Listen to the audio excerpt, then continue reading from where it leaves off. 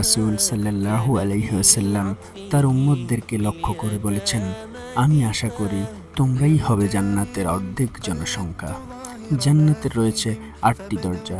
বাবুস সালাহ খুলে দেওয়া হবে তাদের জন্য যারা তাদের সালাত ঠিকভাবে আদায় করত। বাবুল জিহাদ খুলে দেওয়া হবে মুজাহিদিনদের জন্য। বাবুস সাদাকা খুলে দেওয়া হবে যারা বেশি বেশি দান সাদাকা করত। আর রায়্যান হবে তাদের জন্য যারা বেশি বেশি রোজা রাখত। আল আইমান হবে যারা হিসেব ছাড়া জান্নাতে প্রবেশ করবে তাদের জন্য। আল কাতিমিন আল গাইদ হবে তাদের জন্য যারা নিজেদের রাগ নিয়ন্ত্রণ করত এবং অন্যদের ক্ষমা করে দিত। এছাড়াও হজ পালনকারীদের জন্য থাকছে বাবুল হজ, এবং ঘন ঘন আল্লাহকে স্মরণকারীদের জন্য থাকবে বাবুল জিকির।